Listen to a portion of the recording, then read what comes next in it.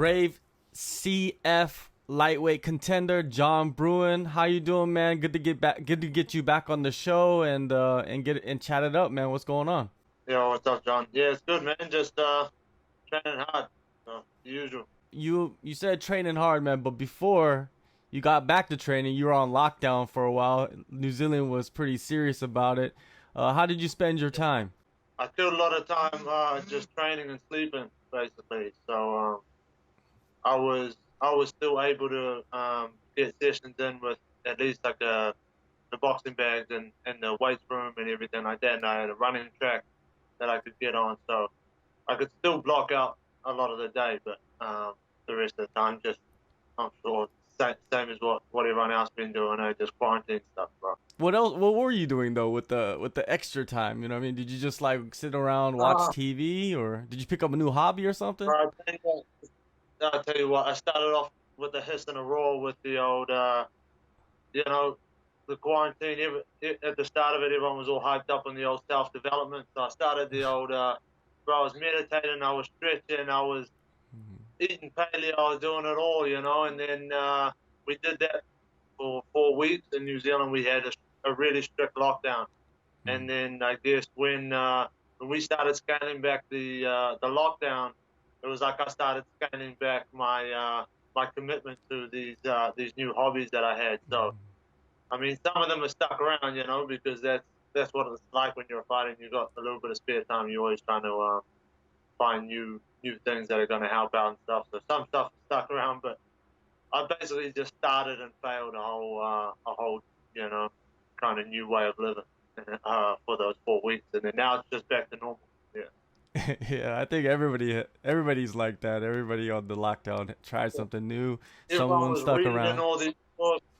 Yeah, everyone was doing all this stuff, new, like, I got better t-shirts about that, come out of lockdown better than you were before kind of stuff. And yeah, I mean, it was a little bit overkill, but you got so much time in your hand, you might as well do something. Did you spend the time alone, or were you with your family? What was the situation? Solo, bro.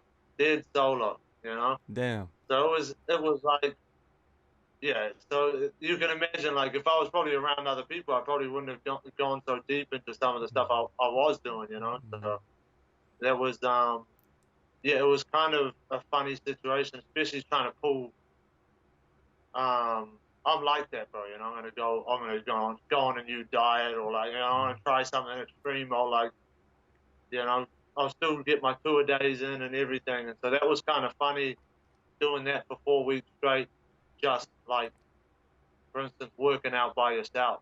So you're every day, you don't have to wake up early anytime, but you still got to work out, and just driving yourself to work out by yourself every day was kind of an interesting experience.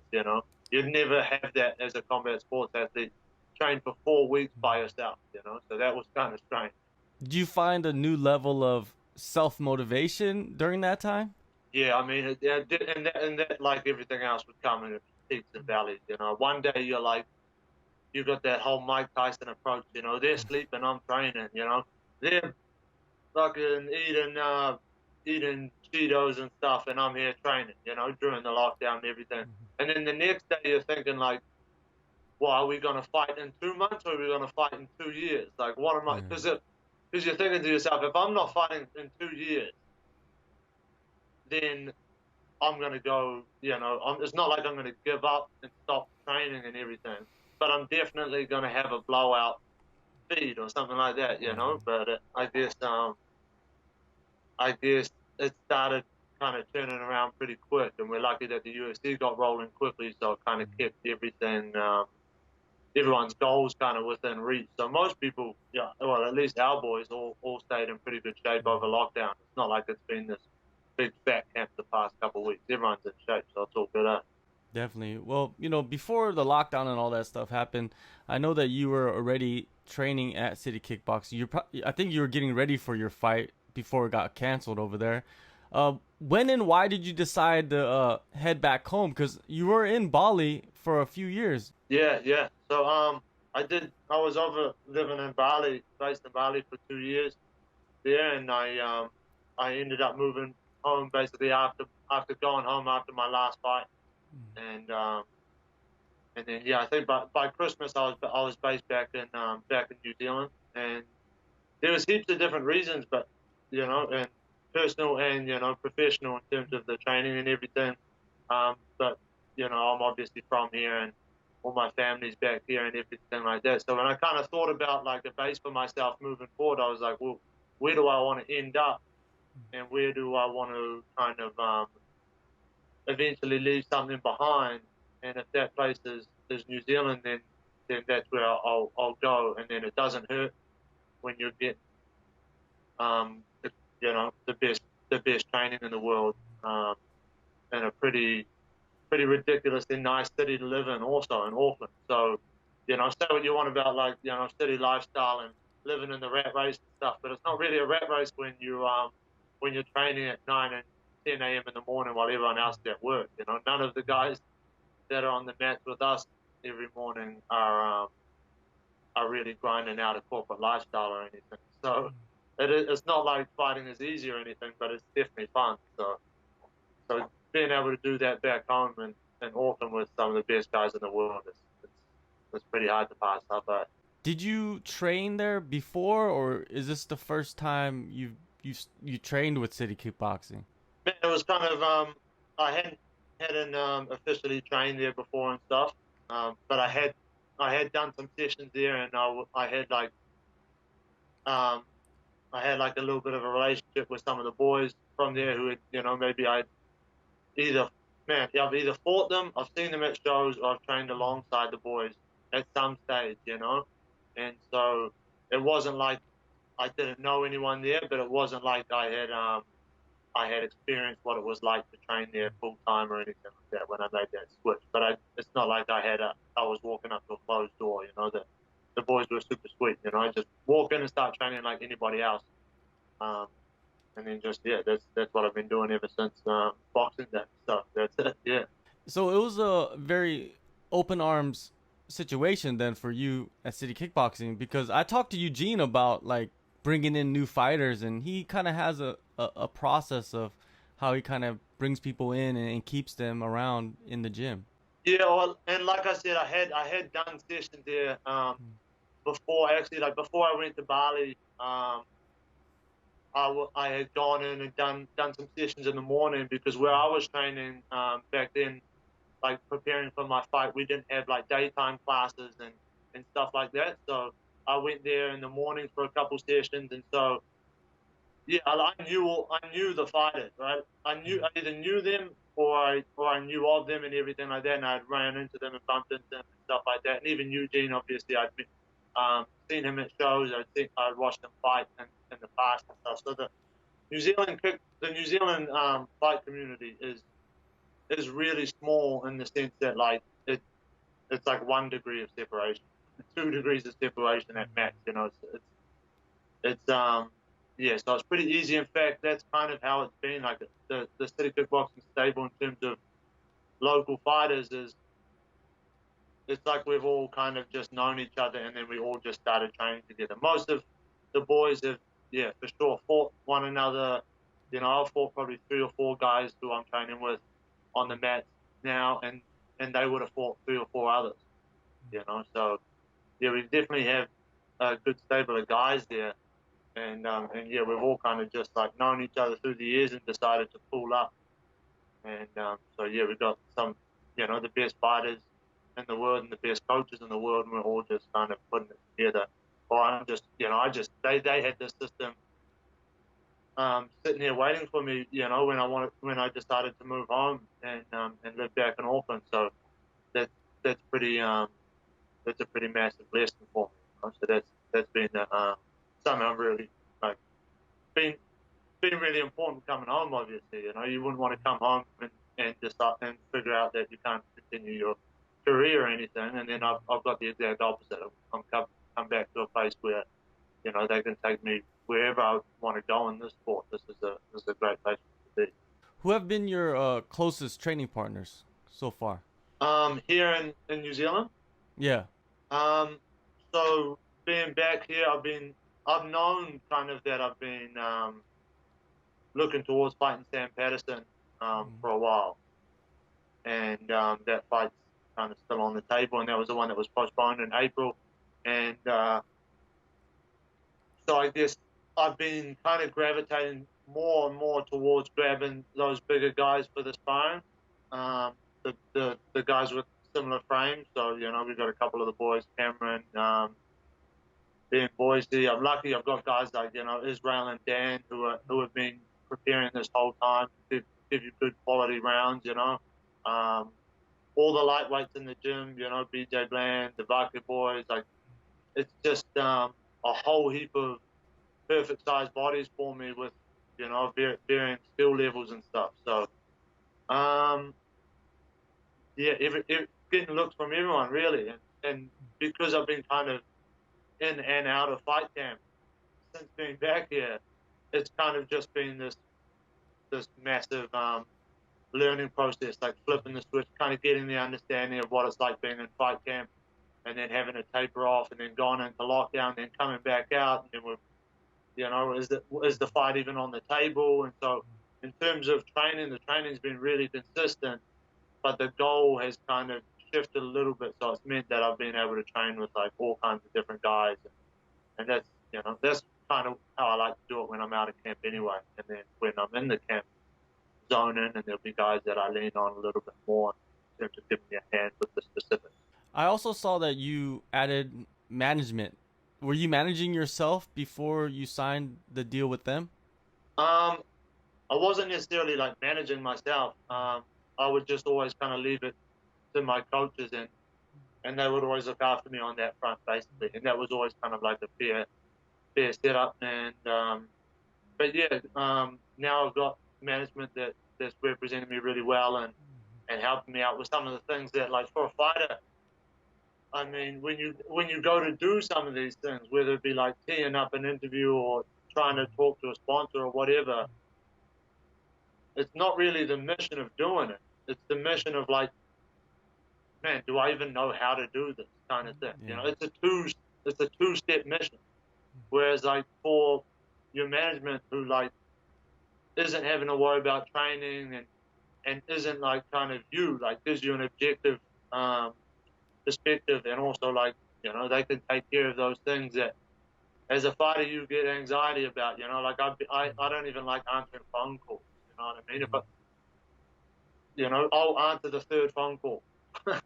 I'm surprised like I picked up on your first one. You know what I mean? That's just how I am. So if I was in charge of like calling people quick, fast, and in a hurry, it just wouldn't get done. So in that sense, it's just it's been a good thing for me to have, especially moving back to New Zealand. I'm already kind of making a big change and everything. Been a lot of changes and stuff this year in general.